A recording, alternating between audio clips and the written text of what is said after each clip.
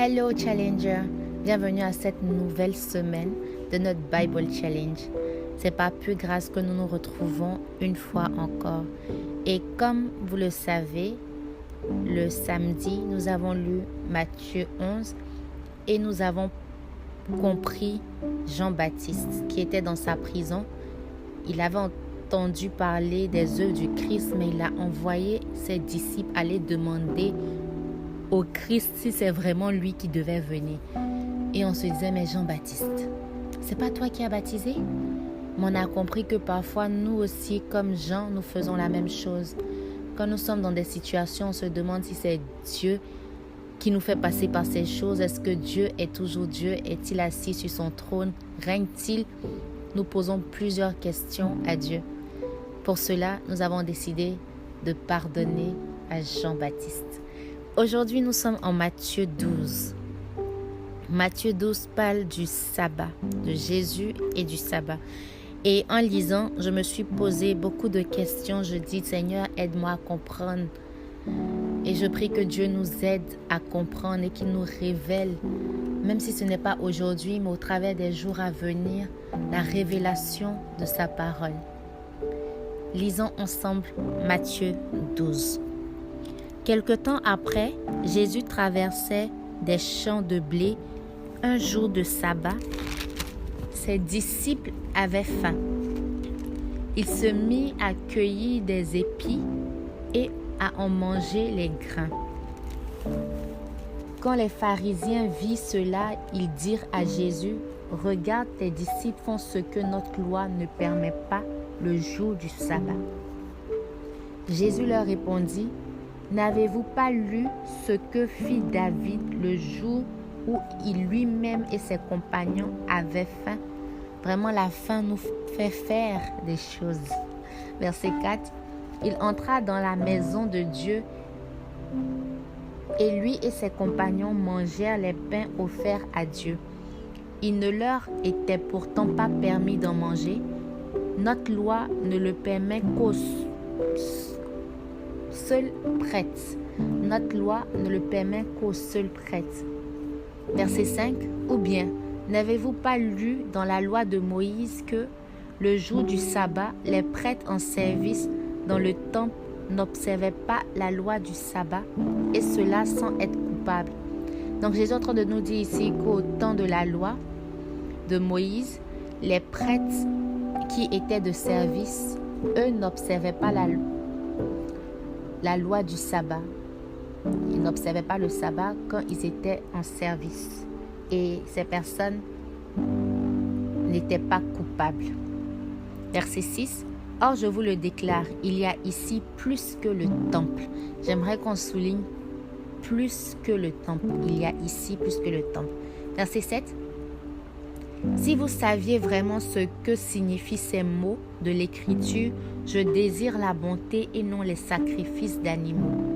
Je désire la bonté et non les sacrifices d'animaux. Ici, je comprends que Jésus est en train de nous dire que ça ne sert à rien de venir faire des sacrifices si ce n'est pas pour avoir un bon comportement, pour ne pas faire ressortir de nous quelque chose de bon. Un exemple pratique que je peux donner, c'est toujours venir demander pardon à quelqu'un sans changer de comportement, sans renouveler ton esprit. Donc, comme tu sais que pardon est là, tu vas venir demander pardon, tu vas venir offrir des sacrifices dans ce cadre-là, mais sans pour autant changer, faire ce qui est bon, ce qui est requis.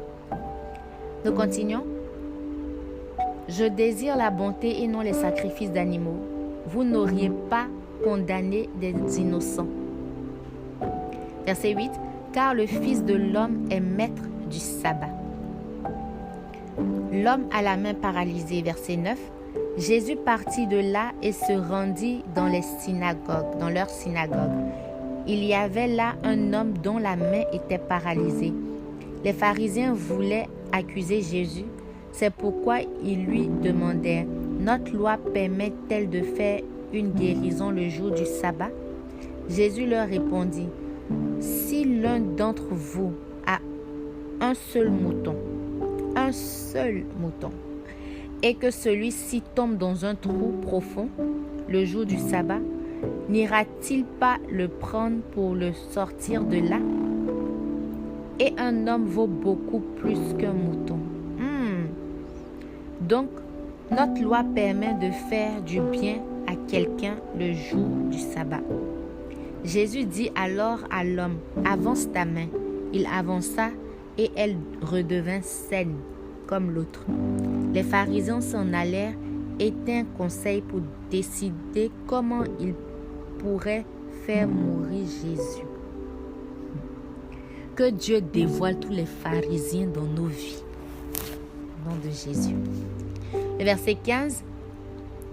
Quand Jésus apprit cela, il quitta cet endroit et un grand nombre de personnes le suivirent. Il guérit tous les malades, mais il leur recommanda sévèrement de ne pas dire qui il était. Il en fut ainsi afin que se réalisent ces paroles du prophète. « Voici mon serviteur que j'ai choisi, dit Dieu, celui que j'aime et en qui je mets toute ma joie. Je placerai mon esprit sur lui. » Ce verset me rappelle le baptême de Jésus, où le ciel s'est ouvert et une voix s'est fit entendre du ciel et elle dit, « Celui-ci est mon fils bien-aimé en qui j'ai mis toute ma joie. » Et ici, nous retrouvons que c'était une prophétie que Ésaïe, le prophète, avait fait bien avant la naissance de Jésus.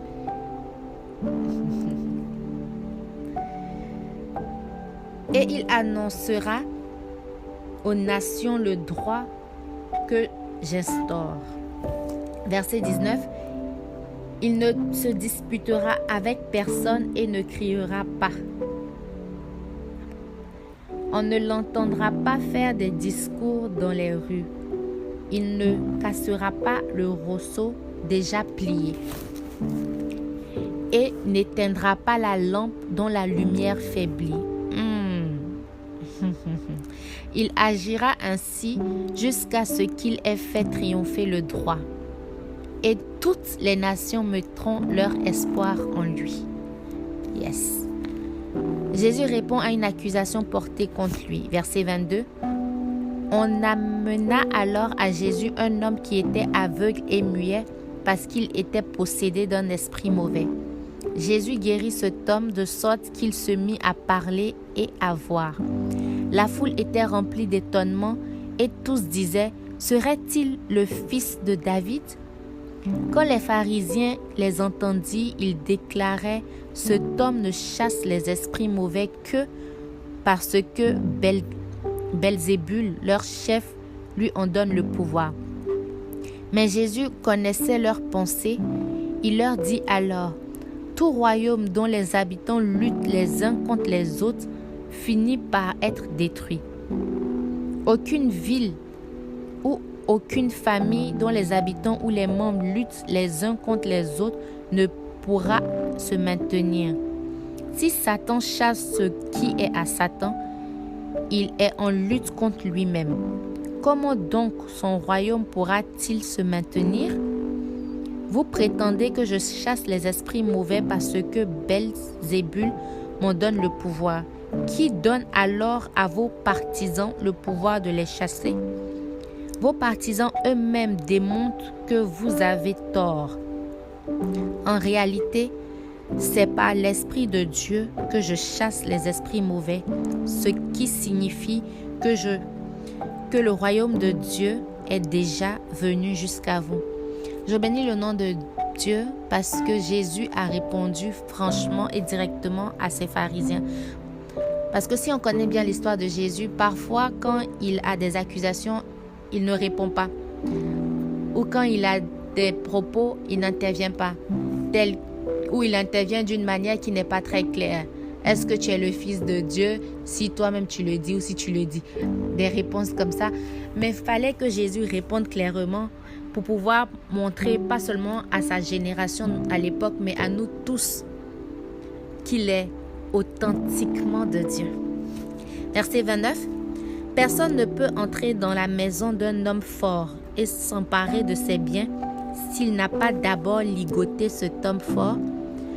Mais après l'avoir ligoté, il peut s'emparer de tout dans la maison. Celui qui n'est pas avec moi est contre moi. Jésus est clair. Il n'y a pas un pied dedans, un pied dehors. Celui qui n'est pas avec moi est contre moi.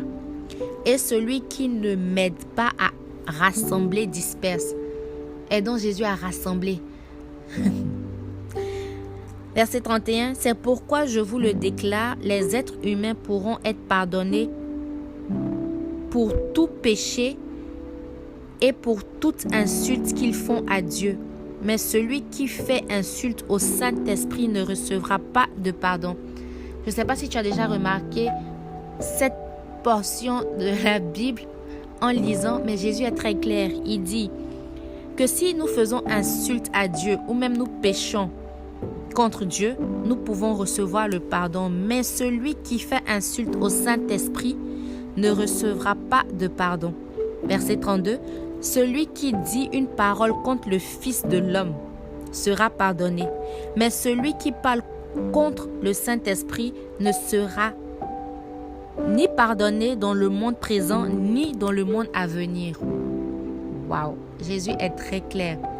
Donc, on ne doit pas s'amuser avec le nom du Saint-Esprit, la personne du Saint-Esprit, les actions du Saint-Esprit. Dit, je sens le Saint-Esprit alors que tu n'es pas sincère. Jésus dit que cette personne ne sera pas pardonnée ni dans ce temps présent, ni dans le temps à venir. Ni dans le monde présent, ni dans le monde à venir. Verset 33. Pour avoir de bons fruits, vous devez avoir un bon arbre. Si vous avez un bon arbre, vous aurez de bons fruits. C'est ce qu'on nous dit ici. Mais si vous avez un arbre malade, vous aurez de mauvais fruits. Jésus nous a enseigné dans les chapitres précédents qu'on les reconnaîtra par leurs fruits. Avocat ne peut pas produire banane, c'est clair. Car on reconnaît un arbre au genre de fruits qu'il produit. Verset 34. Bande de serpents, comment pourriez-vous dire de bonnes choses alors que vous êtes mauvais? Jésus. Car la bouche exprime ce dont le cœur est plein. D'autres versions diront de l'abondance du cœur, la bouche parle. L'homme bon tire de bonnes choses de son bon trésor. Trésor ici représente son cœur. L'homme bon tire de bonnes choses de son cœur, de l'abondance du cœur, la bouche s'exprime. L'homme mauvais tire de mauvaises choses de son mauvais trésor, de son mauvais cœur. Verset 36. Je vous le déclare, au jour du jugement, les hommes auront à rendre compte de toute parole inutile. J'ai souligné inutile. Jésus dit, nous allons rendre compte de toute parole inutile qu'ils auront prononcée. Donc aujourd'hui, je nous interpelle avant de prononcer une parole, avant de donner sa parole, connaissons l'ampleur de cette parole. Soyons à l'image de Dieu. Parce que Dieu est un Dieu de parole. Lorsqu'il dit, la Bible dit que quand sa bouche dit, sa main l'accomplit. Soyons à l'image de Dieu. Verset 36. Je le lis encore. Je vous le déclare, au jour du jugement, les hommes auront à rendre compte pour toute parole inutile qu'ils auront prononcée. Car c'est d'après tes paroles que tu seras jugé. Et déclaré soit innocent ou coupable. C'est d'après nos paroles que nous serons jugés. Je nous challenge à avoir des paroles saines, à avoir des paroles réfléchies, à avoir des paroles prêtes à être prononcées. Verset 38. Alors quelques maîtres de la loi et quelques pharisiens dirent à Jésus, « Maître, nous voudrons que tu nous fasses voir un signe miraculeux. » Jésus leur répondit en ces termes, « Les gens d'aujourd'hui qui sont mauvais et infidèles à Dieu réclament un signe miraculeux, mais aucun signe ne leur sera accordé si ce n'est celui du prophète Jonas. En effet, De même que Jonas a passé 3 jours et 3 nuits dans le ventre du grand poisson, ainsi le Fils de l'homme passera 3 jours et 3 nuits dans la terre. Au jour du jugement, les habitants de Ninive se lèveront en face des gens d'aujourd'hui et les accuseront. Car les Ninivites ont changé de comportement quand ils ont entendu prêcher Jonas. Et je me demande ici, est-ce que nous changeons de comportement lorsque nous lisons jour après jour les Écritures inspirées et soufflées de Dieu? Changeons-nous de comportement? On continue la lecture et il y a ici plus que Jonas. J'aimerais que tu soulignes, il y a ici plus que Jonas. Plus haut, nous avons vu, il y a ici plus que le temple. Maintenant, il y a ici plus que Jonas. Verset 42. Au jour du jugement, la reine du sud se lèvera en face des gens d'aujourd'hui et les accusera, car elle est venue des régions les plus lointaines de la terre pour écouter les paroles pleines de sagesse de Salomon. Et il y a ici plus que Salomon. Il y a ici plus que Salomon. Donc je me demandais en lisant plutôt que pourquoi Jésus a fait référence de il y a ici plus que le temple, il y a ici plus que Jonas, il y a ici plus que Salomon. Et si toi qui m'écoutes, tu as la révélation, partage-la avec nous. Mais ici, je vois que Salomon incarne la sagesse, Jonas incarne la prédication, la parole. Mais le temple incarne quoi? La sanctification? Je prie que Dieu me révèle vraiment, que Dieu m'aide à comprendre. Nous continuons, verset 43. Lorsqu'un esprit mauvais est sorti d'un homme, il va et vient dans des espaces déserts en cherchant un lieu où s'établir. Comme il n'en trouve pas, il se dit, je vais retourner dans ma maison, celle que j'ai quittée. Il y retourne et la trouve vide, balayée et bien arrangée. Alors il s'en va prendre 7 autres esprits encore plus malfaisants que lui. Ils reviennent ensemble dans la maison et s'y installent. Finalement, l'état de cet homme est donc pire qu'au début. Et il en ira de même pour les gens mauvais d'aujourd'hui. Jésus dit que si nous ne changeons pas de comportement, si l'esprit mauvais en nous nous quitte et que nous ne remplissons pas nos vies de l'esprit de Dieu, alors nous serons comme ces personnes, comme cet homme que l'esprit mauvais a laissé, mais qui est revenu avec de la compagnie. Ça ne sera pas ton cas au nom de Jésus. Jésus parlait encore à la foule lorsque sa mère et ses frères arrivèrent. Ils se tenaient dehors et cherchaient à lui parler. Quelqu'un dit à Jésus, « Écoute, ta mère et tes frères se tiennent dehors et désirent te parler. » Jésus répondit à cette personne, « Qui est ma mère et qui sont mes frères ?» Puis il désigna de la main ses disciples et dit, « Voyez, ma mère et mes frères sont ici. Car celui qui fait la volonté de mon Père qui est dans les cieux est mon frère, ma sœur ou ma mère. » Que Dieu bénisse la lecture de sa parole dans nos cœurs. Père, je veux te dire merci. Merci pour cette nouvelle semaine. Merci pour ce Bible Challenge. Père, chaque jour nous lisons de toi et nous apprenons. Je prie que ces paroles soient des semences dans nos vies, qu'elles puissent germer, que nous soyons, ô Père, des personnes de parole. Dans le nom puissant de Jésus-Christ que j'ai prié. Amen.